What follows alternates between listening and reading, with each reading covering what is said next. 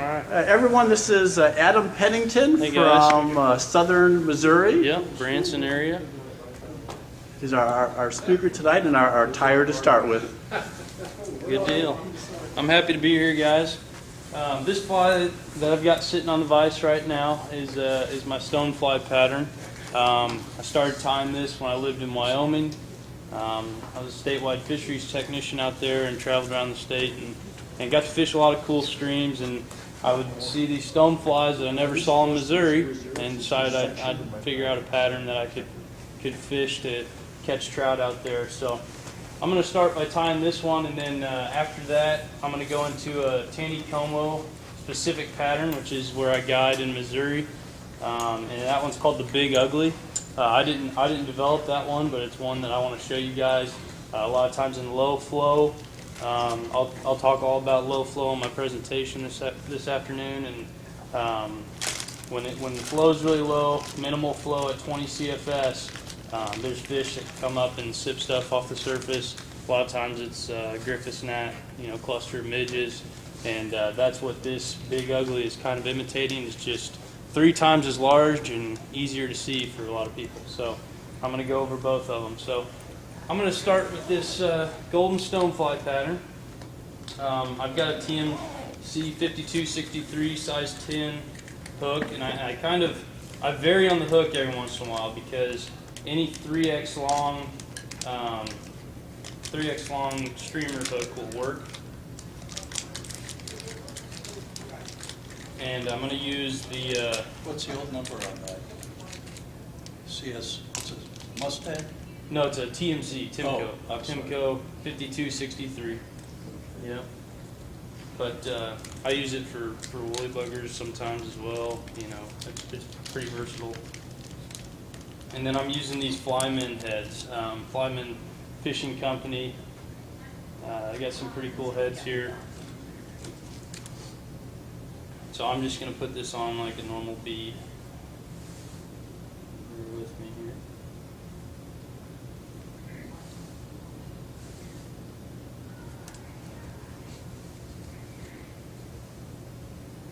Alright. So throw that in the vise. And I'll secure this bead about halfway through the fly. I'm just going to use Danville's 210 denier tying thread. We'll thread it through my bobbin here. Adam, does that bead make the fly lay hook up? Yes. Okay. Sometimes. Now, when it's being fished, I don't know that it really does. I don't think it really. It's not like tying in a barbell eye. It's not near as heavy. And I'm going to tie it so that the top of the fly is the back of the hook. So the bend of the hook will point downward.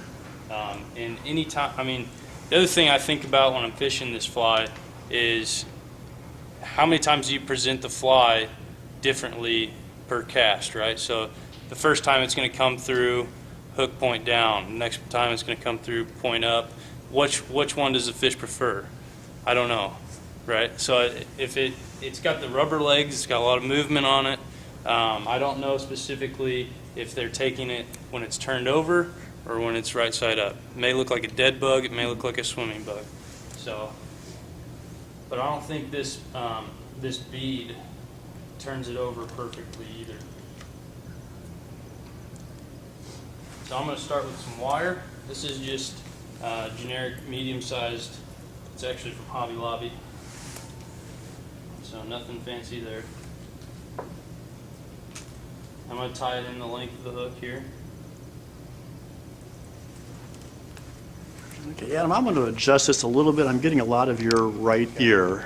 All right. It's pretty good looking right here. It is.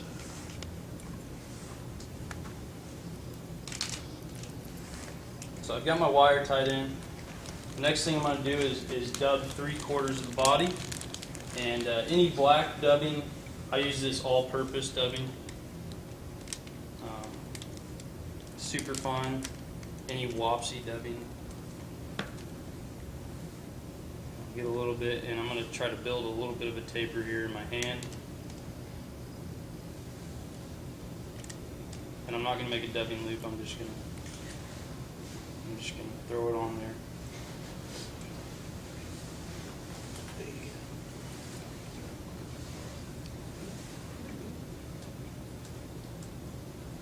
Trying to make this body taper forward a little bit. I'm going to put some more dubbing on there. And once I get to 3/4 of the way, that's when I'm going to prepare my goose biots, which is actually going to be the top portion of my body. A little touch more of dubbing. Really want to taper that forward. Make it look like a big juicy stonefly. I'm going to get a yellow goose biot.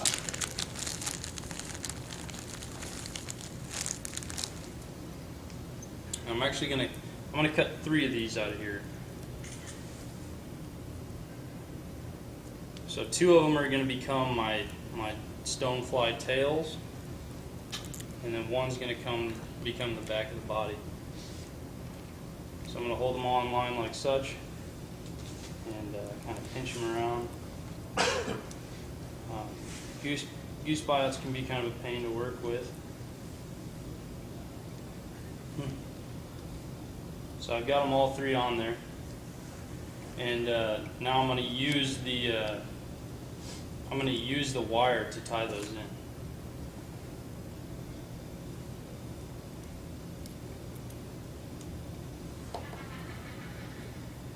So I'm going to take my wire off here.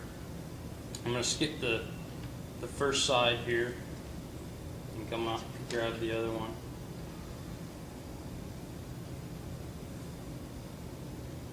I'll make sure that my tail gets in line where I want it here.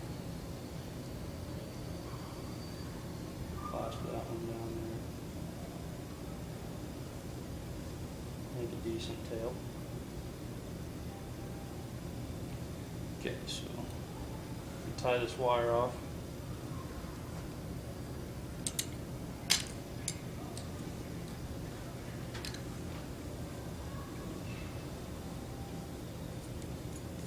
Don't use your good scissors to clip that. And now the legs are where it gets real fancy here.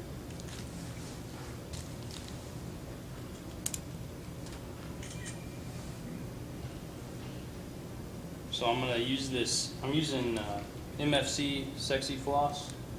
I don't know if you guys have ever worked with this stuff before. They're silly legs, but they are kind of fibrous, and I'm going to tie a knot in it.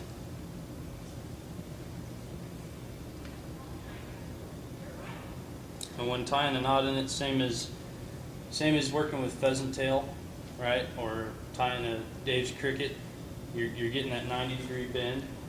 I'm going to place that just perfectly where I want it.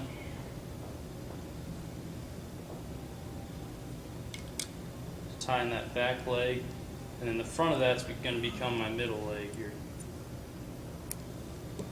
I'm going to do the same thing for the other side.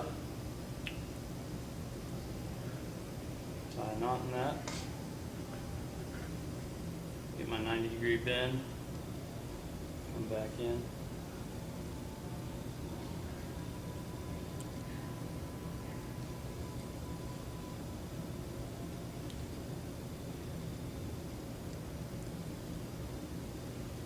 So I've got 2 back legs there.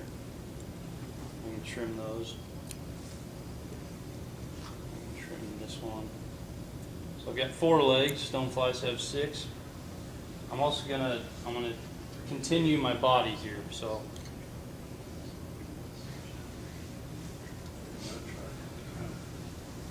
what's that?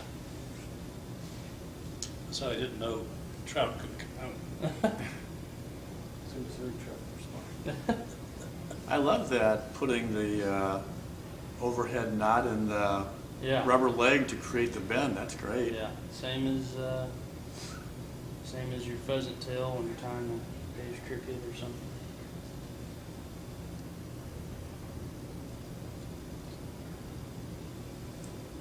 Bring that up. I'm trying to build a little bit so I can get those legs to stick out a little bit here.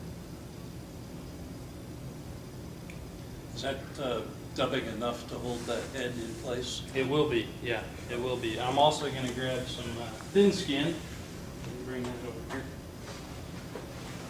That's going to create my thorax. It's going to give it a look of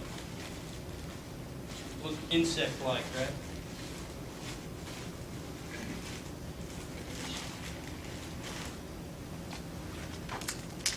Got my personal fly shop over here.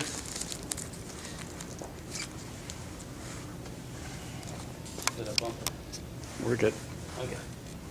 So this stuff comes in these sheets, and I'm gonna have to cut the shapes that I want here. So you can tell I've already been cutting on this. So I'm gonna take a straight line. That's gonna be enough to tie the whole fly.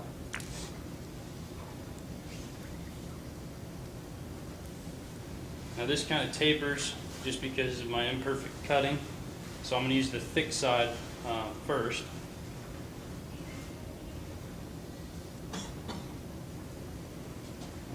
Go ahead and do 2 loose wraps to tie this in.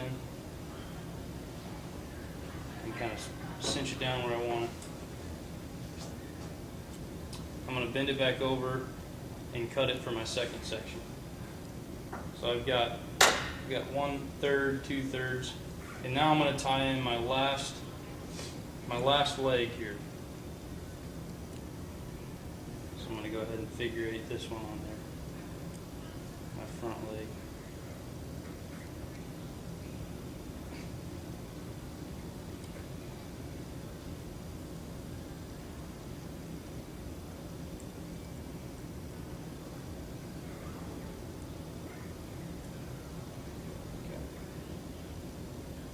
Last leg.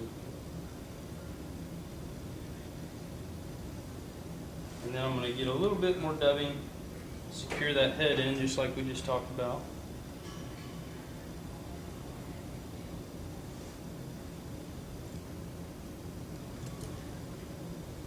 There you go, on the leg. A couple more wraps.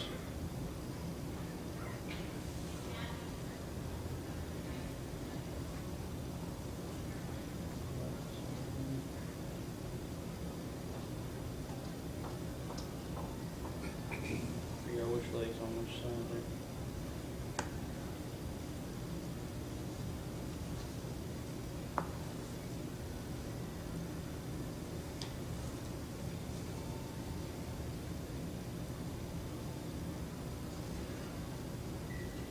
Sticking straight down.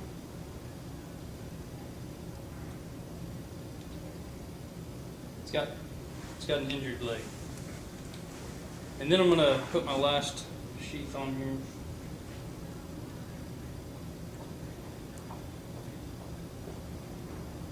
I'm actually going to leave that until I whip finish. I'm going to hide my thread a little bit. Just come in here and use a Copic marker, turn my white thread black, and go into a whip finish here.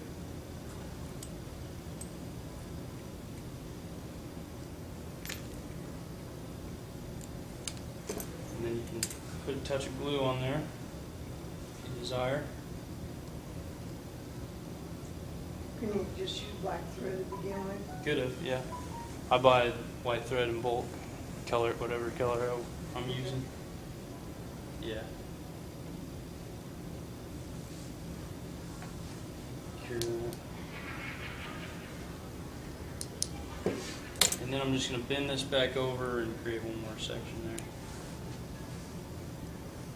Then you can come in and kind of make these angles look pretty good there. Make it look more like a stone fly. One little leg's not working for me, but that's okay. It looks good. Did you ever put epoxy on top of the thin skin? I haven't, but that's how like the Copper John's tied, and you can put a piece of pearlescent flash on the top and that kind of thing. I like the way the thin skin looks, and I like the way if I trim each one of these, I think it looks most realistic. Like if you hold a stone fly, it's going to have segments along its body, rather than using. I've got thick you know, the thick UV glue, that would build yourself a mound on the top. It's personal preference. You could do either way. Yeah. You could do either way. But I like the way it looks like this. And then, last thing, you're going to trim off this middle. It doesn't have 3 tails, it's got 2, so there's the two tails. And the legs are sticking everywhere, just like the fish like it. So that's the stonefly. That looked natural. You said this was a Taneycomo, or was this more No, Western? No, this is a Western fly. And I did you guys have a speaker from New Mexico last week? We had, Was that the Fort Worth Club? we had Pat Dorsey. What did we have last month?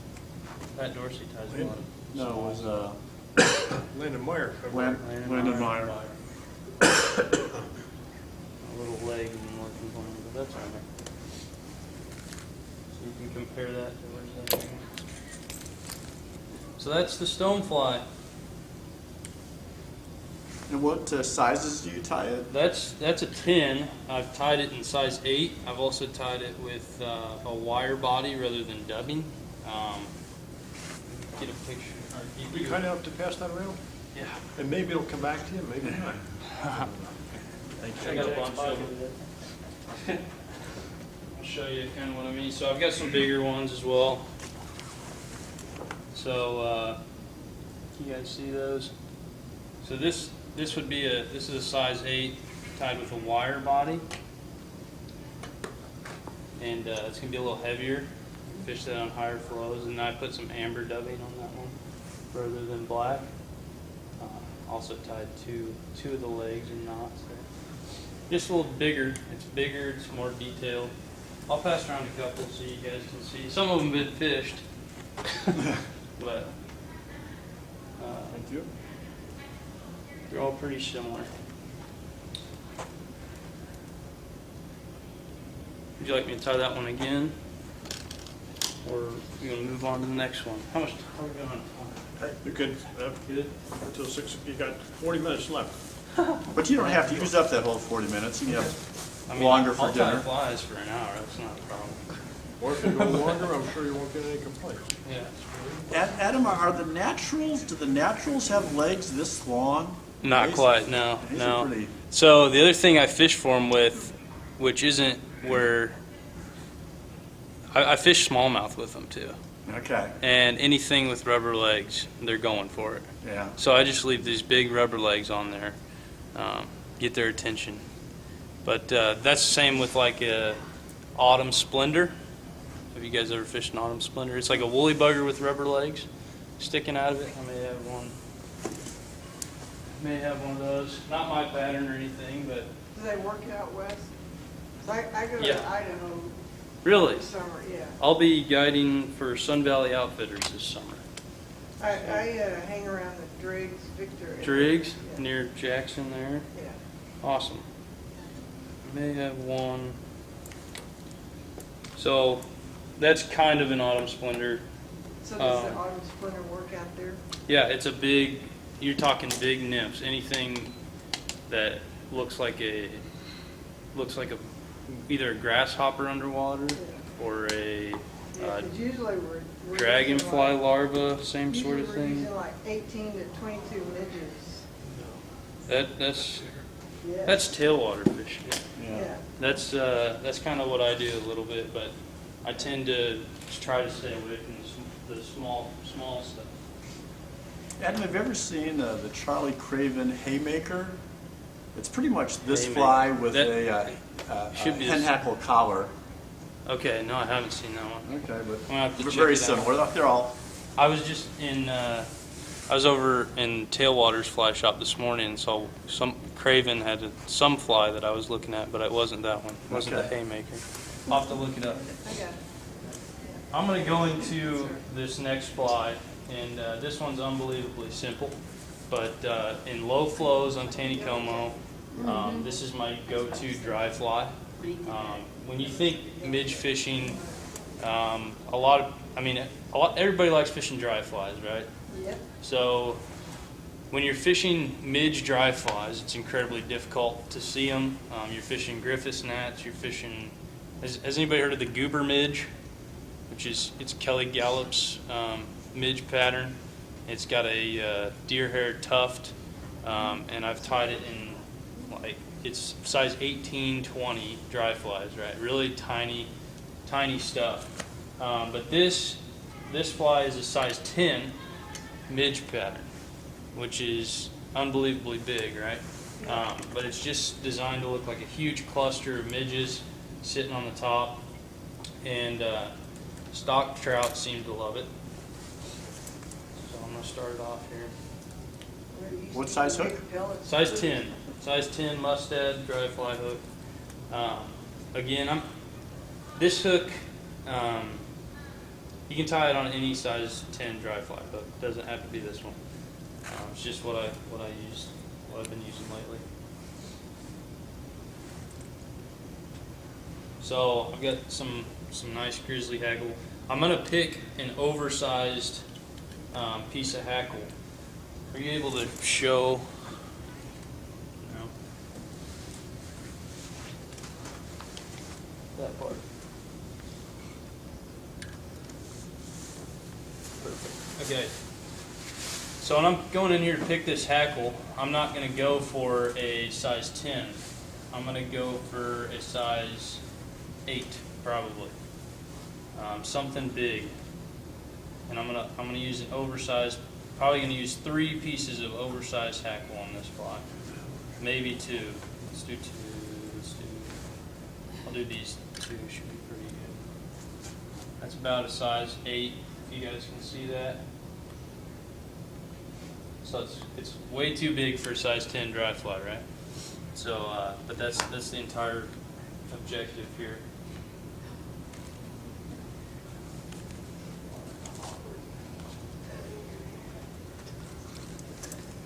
All right. So first material I'm gonna tie in is this foam, black foam. You can buy foam by the block for $1 at Walmart. Any foam will work. So I just cut a little strip here. They also make this. They commercially make fettuccine foam nowadays. They're using some of that in streamer patterns. Tied by, like Drew Chacon has one. Brian Wise has made up one. So I'm just tying that foam, and then I'm going to tie my hackle here.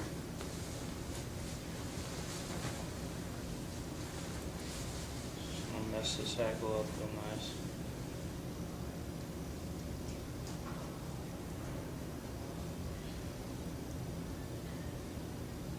Are you tying all 3 in at once? Yeah. Actually, I went with 2. Got some pretty nice pieces of hackle here. Should be plenty.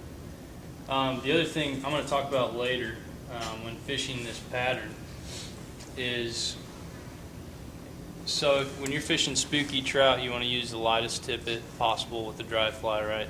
If I go anywhere lower than 4x tippet with this much hackle on this fly, you're going to be tying knots in your line. So I tend to fish 4x, like 9-foot 4x leaders with this fly because of that. So I'm just going to bring this forward, and then I'm going to wrap my foam as if it's chenille or something. And this is going to make this fly buoyant no matter how much water that hackle collects, and it's going to be should be pretty tough.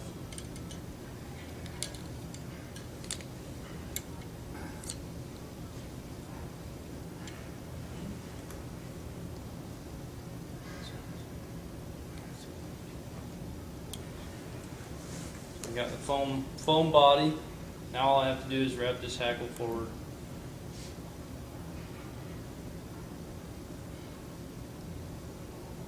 I'm just loading this with hackle, over hackling, and that's all this fly is going to be is just a pile of hackle.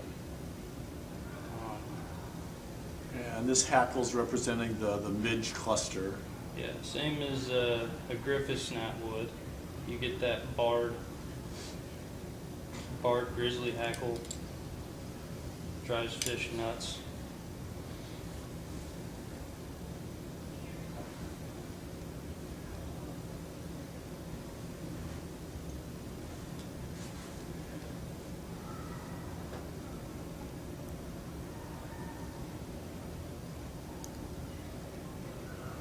I'm just going to nip that, and that's the entire fly. So incredibly easy to tie. It's very effective in low flows. The other good thing about this fly, so we talked about midges, fishing midges earlier. If I'm fishing this as my dry fly, it's massive, right? You could, I'm usually just fishing this, but in the case that I want to fish a dry dropper, the size of this and that foam will allow me to float a weighted nymph. It'll allow me to fish whatever midge pattern I want, even with a tungsten bead, right? And I will do that a lot. I'll fish like just a zebra midge underneath this, and a lot of times I'll still just catch them on this. It's almost like my midge becomes my attractor fly, right? They see that and then they come over and grab the whole cluster, which is kind of neat. Adam, do you put gink or some kind of floatant on this? Yeah, I use gink. That's the only one I use usually. Yeah, gink is what I use. But after a while, this will just have to be, dried off with your ShamWow, your ScamWow, right? But then just reapply your gink. Or you could use the loon stuff, right? The loon low ride. Dry it off real nice. But yeah, this will take on a lot of water, but it's easy to dry off because the fibers are so long and it's got foam in it. It's like tying a grasshopper. It's just huge. It's durable. So I can pass this one around too. Do you tie it in any other colors in the group? No, this is the only color I tie. What sizes do you tie it in? Just 10. Just 10? Yep, this is all I tie, and this is all I fish. So, as far as dry flies go, I'm pretty limited, like with what I fish. I've had success with that. I've caught fish on cracklebacks. Are you guys familiar with the crackleback? Yeah. Yeah, a lot of people fish the crackleback there. And you've got that peacock coming over the top with that. I think that's the biggest reason that catches fish. And then I've fished that goober midge that I was talking about, but I've had more success with this big ugly than I've had with anything. Taneycomo. The big ugly, yeah. And the only place I've fished it is Taneycomo. That's the only place I've fished it. So you can try it in your other tailwaters and see, and let me know if it works. But the person who invented it, I don't know his name, designed it just for Taneycomo, and I've used it on Crane Creek and the other fisheries in the area, and I've never caught anything on it. I've used it on the White River, never caught anything on it. But on Taneycomo, it's like a ticket. I don't know why. Don't know why. We fish with guys that only use one fly, and that's a parachute Adams. Yeah, and that's grizzly hackle, right? Yep. Yep. Grizzly hackle and some brown hackle. But I may tie another stonefly here. Try to do a better job this time.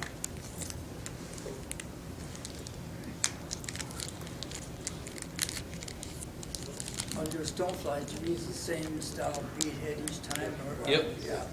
But they make I it. previously just with a traditional. And my mother's birthday. No, when I started tying is actually when I was younger, my mom picked me up a pack of these bead heads, and this was like when they first came out with them. It was back in 2010, I want to say, or something like that. And so I had this pack of bead heads, and I just wanted to play with them. So I started tying the wire ones that I passed around, and then I got into trying to make it look more realistic with dubbing and the goose buyouts. Yeah. I actually saw the goose buyouts used that way on another pattern. I don't even know. I couldn't tell you what pattern it was, or I only saw it in one guy's box. I think it's called a biot back. Biot back stonefly. Biot back, I was looking at it today on YouTube. Same one you were watching. Same Yeah. kind of. Yeah. Biot back, Okay, I'm gonna have to look that up. BMT, biot back. Stone Yeah, fly. I just thought it was really cool, and it gives you the half the body color, right? You got gold and black, and if it turns it over, it's right on the bottom, the belly, you'd have the yellow, or on a salmon fly, you'd have red. Right? This was tied exclusively with wood duck colored thread. Oh, okay. So it could have been a salmon fly, right? But it was supposed to be in Stone fly. stone fly. It had legs just like this. Silly, sexy But, flies? yeah, but it had the knot pattern, with the knot tied in. Yeah. With maybe pheasant tail or something? I think it was just biot back and dubbing. Okay. There's a lot out there to discover, right? On YouTube.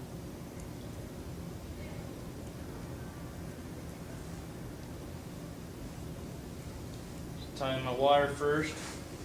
I'm gonna start building the body with dubbing.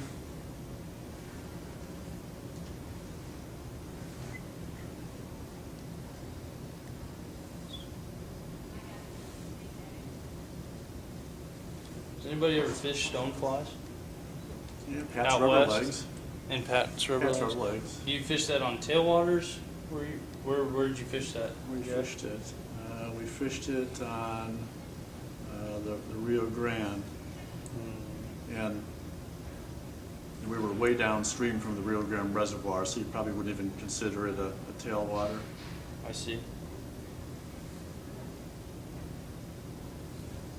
Yeah, so the closest place to me to fish stonefly pattern would be North Fork, which is in Arkansas, and apparently they have golden stoneflies I've never seen.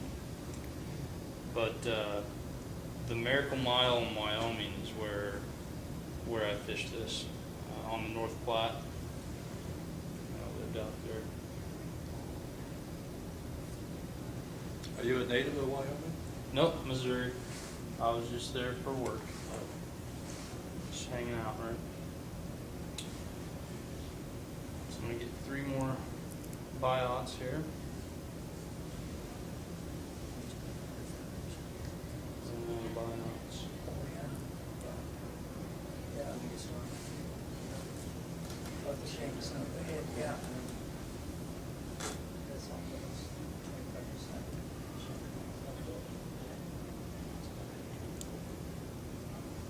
Line these up.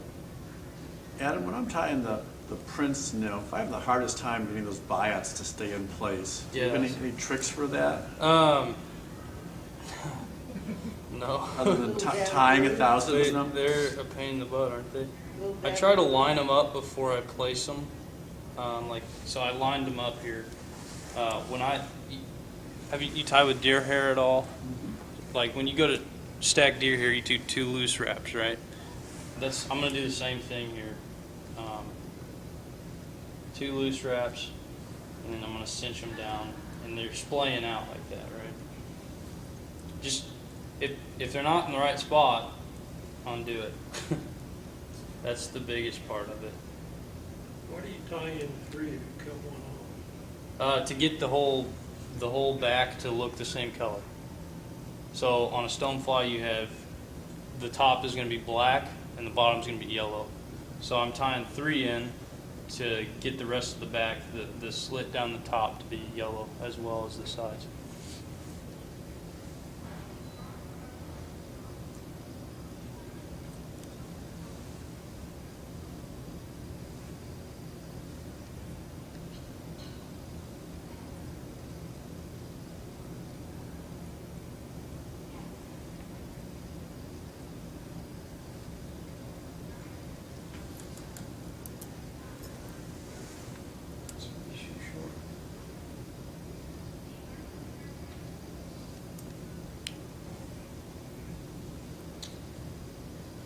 go in for my first wrap here. Make sure my tail's in the right spot.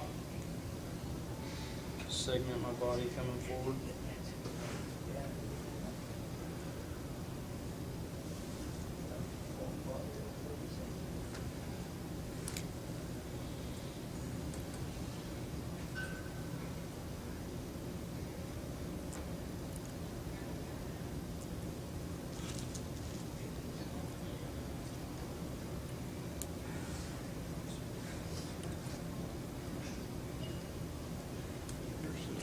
I'm going to go in for my first leg here.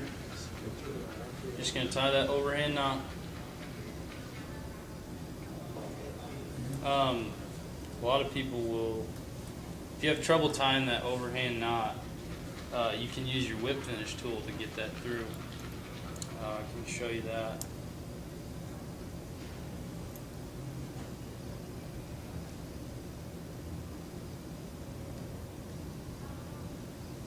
And another one.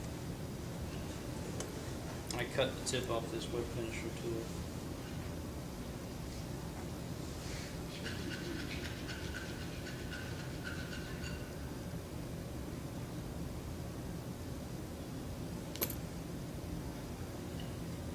Kind of something like that. You guys see that? No? Yeah. You did? Maybe seen that before. So I'm going to get a 90-degree angle on that from my knot. I'm going to try to point it down, tied in facing down here.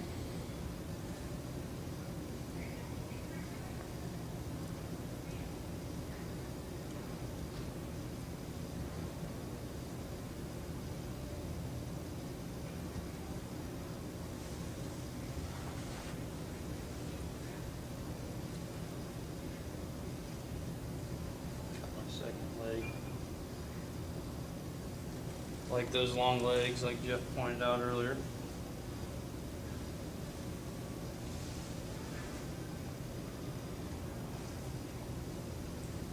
Degree angle facing down there.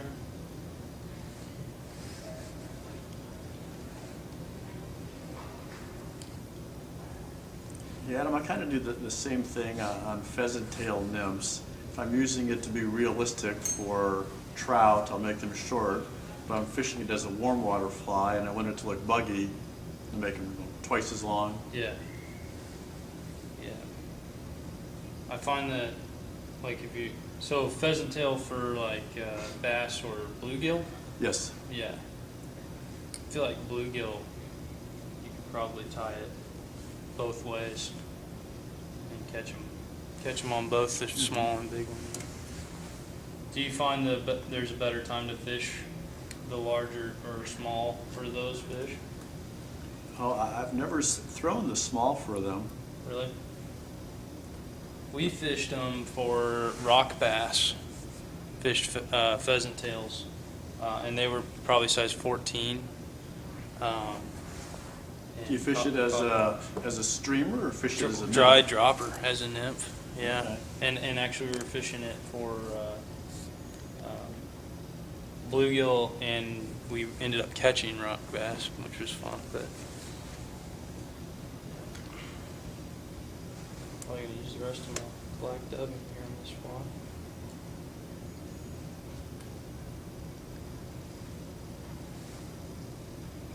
Just gonna use that dubbing to separate those two legs, and then I'm gonna build kind of a dubbing bush in the front of it. Get those legs to stick out.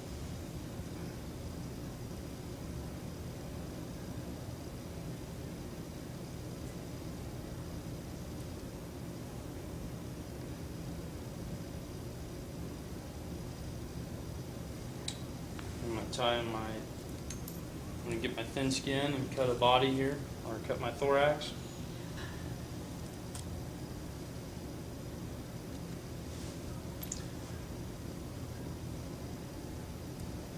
And get the fat end, use the fat end first.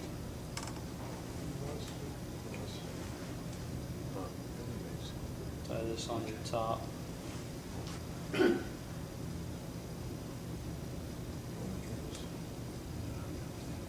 Two loose wraps. Pull it on the third. What is the thin skin pattern? This thin skin, Yeah, it's a thin synthetic. yeah, but what pattern is it? What color do you got? What style? This is mottled bustard natural. Yeah. So if you look here, Okay. natural color. It's just a mottled brown. Color mustard, they don't know how to smell it.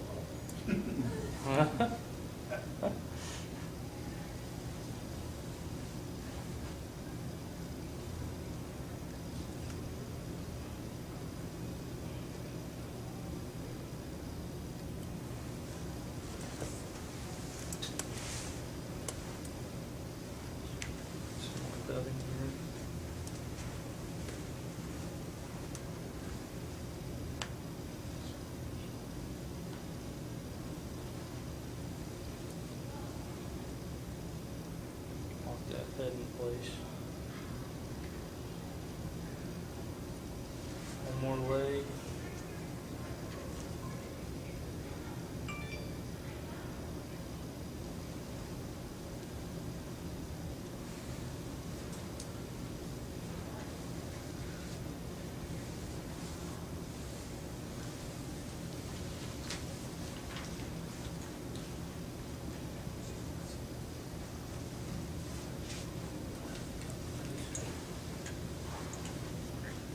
Pardon me. Good.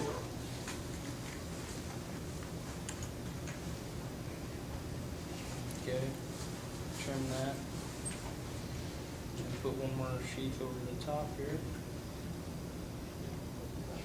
Change of plan. Alice would be there Saturday, sure. I'm gonna color my thread and whip finish here.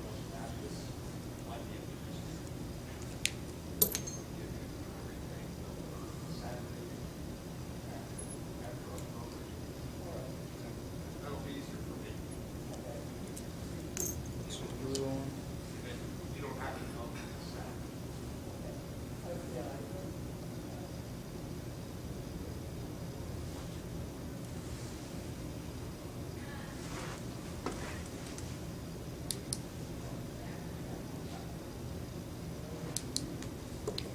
Flip that. Trim these legs up a little bit. There's another little stone fly. That looks great. Touch on it.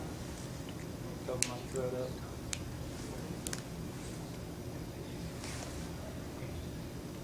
Legs sticking everywhere here. So you fish this on the North Platte? Yeah, yeah. Have you been there? Biggest trout of my life I caught on the North Platte, so very fond memories. Me too. Yeah, North Platte's awesome. It was my home river for a while. I'm gonna go ahead and trim this up a little bit.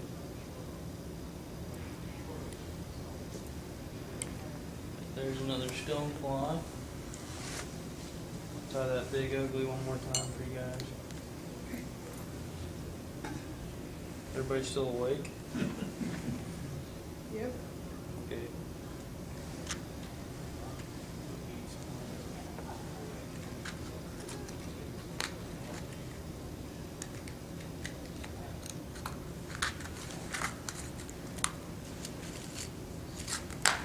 All right. Big ugly. Far more pertinent to my lecture here in an hour. Fishing on Lake Taneycomo, which is tailwater. Start my thread in.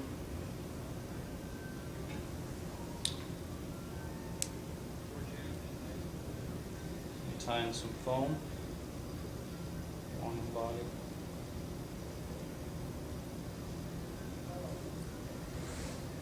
I'm going to get some oversized hackle, probably 2 sizes too big.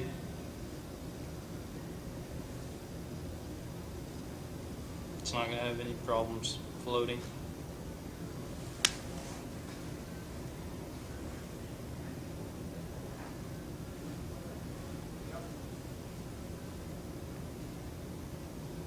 tie them both in at the same time.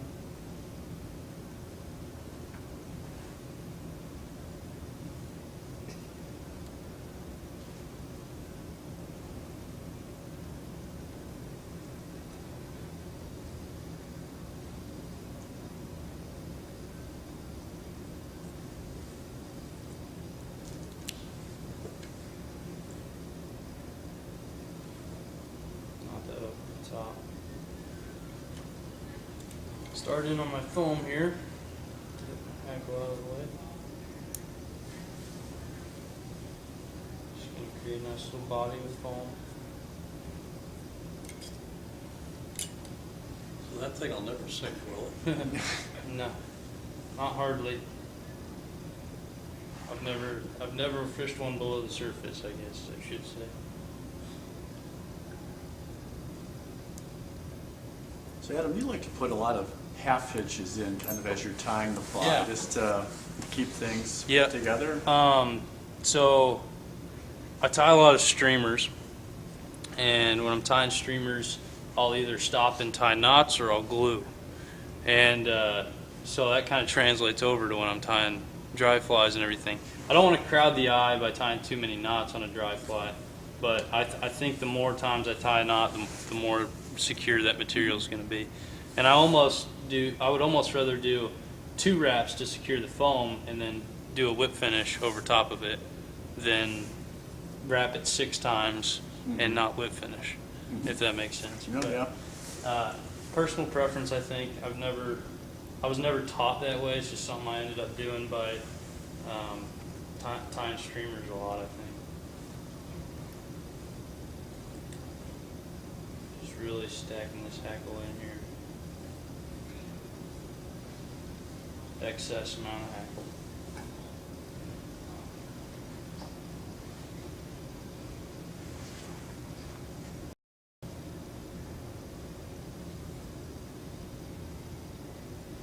You guys are probably sitting there thinking to yourself, that's the ugliest bug I've ever seen. Until you go fishing. That's what I started to say, it's not designed to catch fishermen. Not designed to catch fishermen, designed to catch fish. That's right. Yeah. It almost looks like a cottonwood seed that would Almost. blow onto the water. I've never fished it for carp, but I would imagine it. Yeah, it looks like it might work. I would imagine it might, yeah.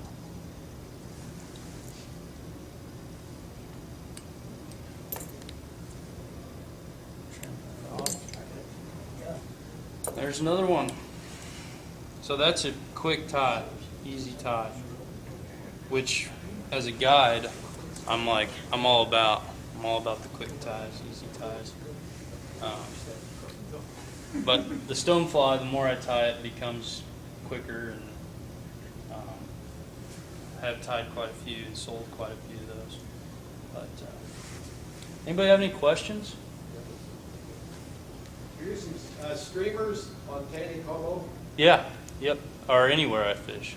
so what streamer do you tie? The Gallops Dungeon, the mini dungeon specifically, I catch a lot of fish on that, whether I'm fishing warm water or cold water. Easy streamer to tie, probably one of the biggest named streamers in the streamer industry. Pattern here? Do I have one? Yeah, I do. Is that articulated? Yep, it's an articulated, and I usually am throwing an 8-weight when I'm throwing streamers.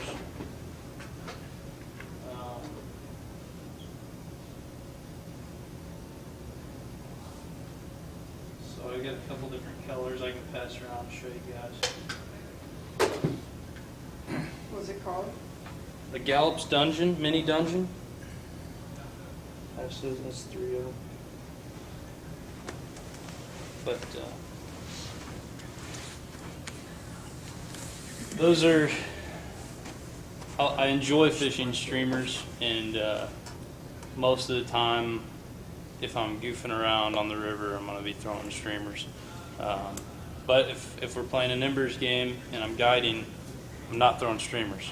So that it's more effective to throw a big ugly to catch stocked rainbows than it is to throw a streamer of sorts. So basically, it's woolly bugger in the back, and then rinse and repeat until a deer hair head. Does that make sense? Say that again? It's a woolly bugger on the back, basically, and then you've got the marabou wing over top, articulated with basically Now, did another you color woolly. this yourself? No, that is It comes up- MFC marabou, yeah. Okay, And it's pretty cool stuff. I might have some here to show you. yeah. I guess I could tie one of those. If you guys would like to see one. You guys get for me? So we want to get you Yeah, fed, but we let's don't. get. Yeah, You want let's to hold go off feed on you? that. All right. Yeah, I don't know how we're doing on time. They don't run the fastest restaurant They don't run, in Texas these here. streamers aren't the fastest to tie either. Okay, let's hold off on that. Okay.